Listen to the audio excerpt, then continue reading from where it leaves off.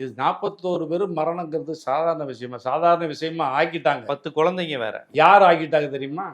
அதுக்கெல்லாம் வந்து ஏடிஎம்கே, பாஜக, அன்புமணி, அந்த பெரிய அந்த கட்சிகள் இருக்குல்ல, திமுக இருக்கிற கட்சிகள், இதெல்லாம் சேர்ந்து அதை நியாயப்படுத்துகிற மாதிரி பண்ணி சேவ் பண்ணிட்டாங்க. இப்போ நான் 20 லட்ச ரூபா இங்கே வர வச்சு கொடுக்குறாரு.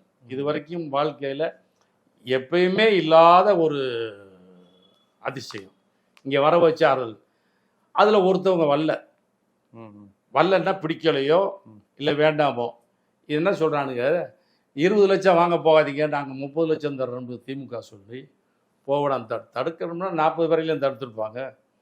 30 லட்சம் தர 40 லட்சம் அவன் கணக்கு போட்டிருப்பான்ல. 20 பெருசா 30 பெருசா 30 வாங்கிட்டு ஒழுங்காக இருந்திருப்பான்ல.